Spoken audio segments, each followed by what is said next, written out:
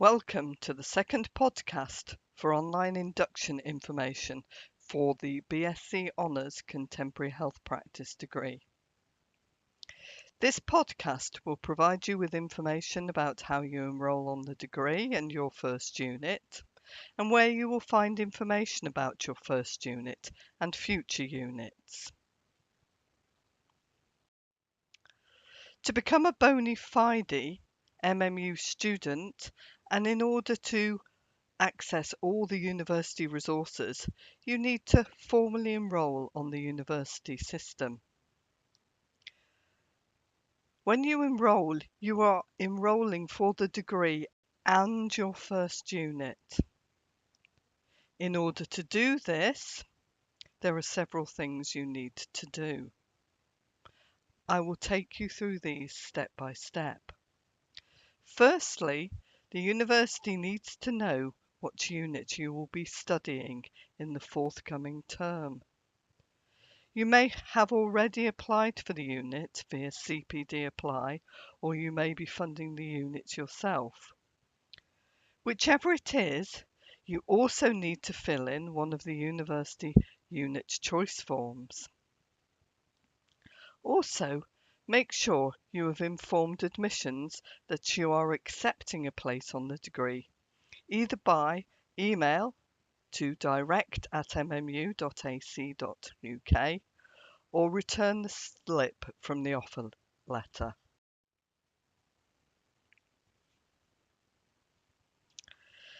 You will find the unit choice form at the web address shown on this screen. Once on this page, there are several ways to access the information.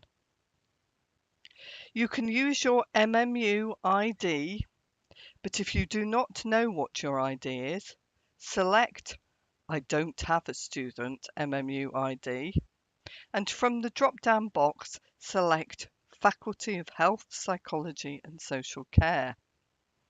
Scroll down the screen until you find the BSc Hons Contemporary Health Practice and click on Year 1. Once downloaded and completed, send this unit choice form to the Programmes Office as noted at the end of the form.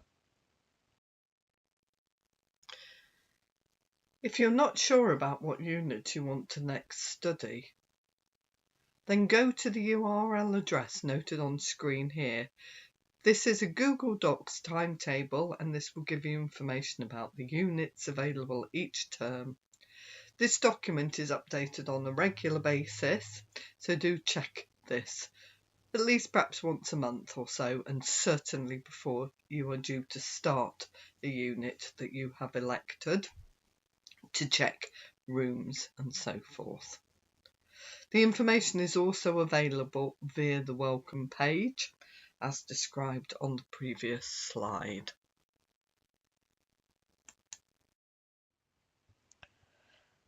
As mentioned earlier, you need to go through a formal enrolment process, and to do so, your unit choices must be returned to so your student record can be set up.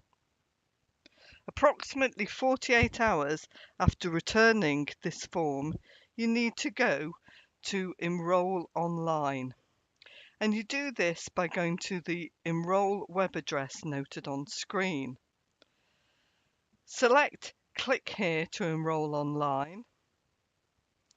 To proceed with online enrolment, you will need your MMU ID, which you will find on top of your admissions letter, and your password, which is initially set as your date of birth.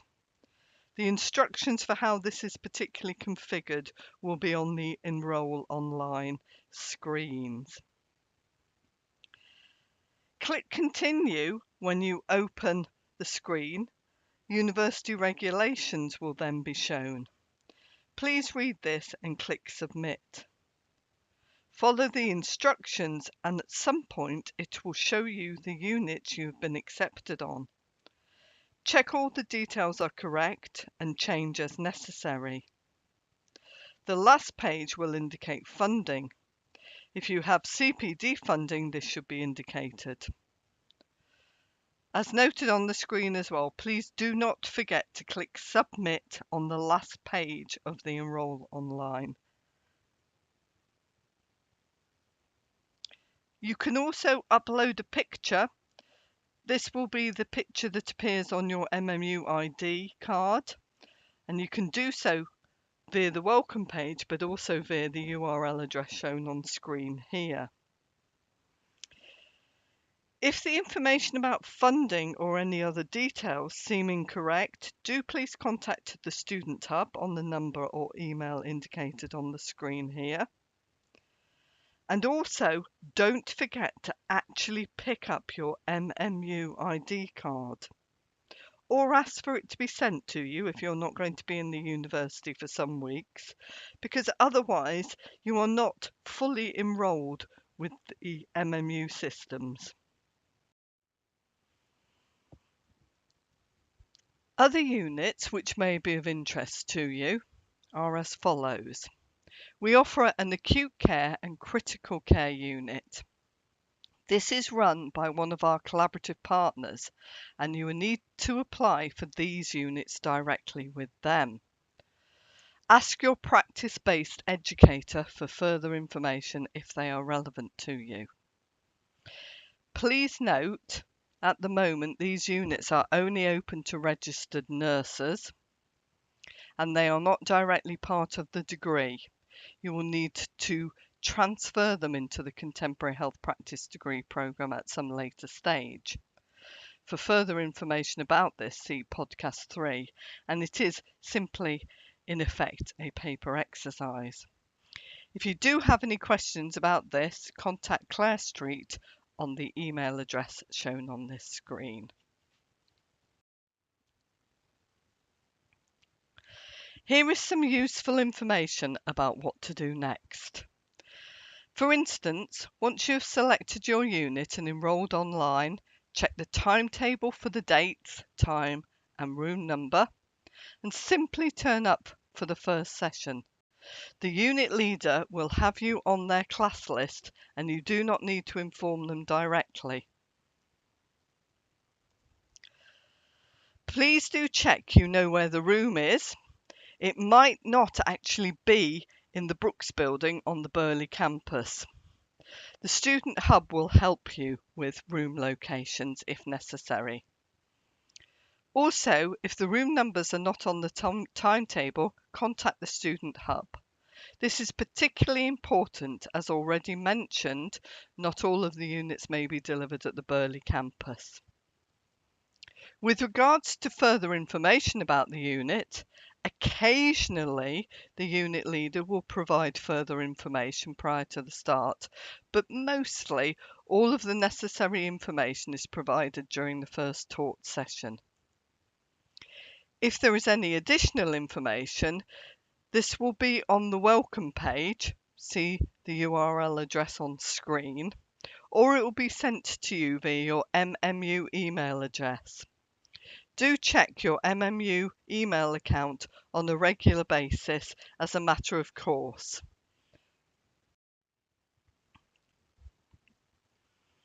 Changing your choices. Occasionally things do not go to plan, and you may need to withdraw from a unit or change your choice, and you may be able to do this. If you wish to do this, contact Clare Street on the email address noted on screen, or phone her on the phone number also indicated, to discuss the necessary process and paperwork, and to ascertain if you are eligible to be removed from the unit. You will also need to check that any change is okay with your CPD lead if you've been funded by your organisation or through CPD. So what about my next units? You will always find the latest information at the URL address noted on screen. It's the Google Docs timetable. You may choose from all of the units identified on the timetable Remember, we recommend you only study 1 unit per academic term, and don't forget the compulsory unit evidence-based practice, which we recommend that you start with this October. Units available after Easter may not be published till January or February, although at the moment the timetable document at the URL address is as up to date as I think it is likely to be, although possibly room information may change.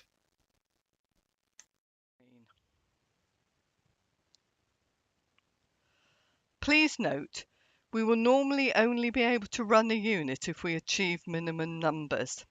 These are likely to be around 6 to 10 students. We will let you know if any of the units are not running due to low numbers by sending you an email. And the timetable at the URL address will show any amendments, so do check this on a regular basis. So let's hope everything goes to plan while you're on the course. But what if you're struggling? You're struggling to complete your work and you think you might not be able to meet the deadline date. You can seek to apply for more time or not get penalised if you submit work after the deadline date by using our exceptional factor system. You can see the URL address on screen. You can also ask the Student Hub for advice. Their phone number and the email address is also on screen. Just to note, neither the unit leader or Claire Street, the programme leader, or anyone else on the team can give you an extension. You have to go through exceptional factors. Here is some information about some other issues. For example, what if you fail a unit? You have 2 more submission attempts for an honours award.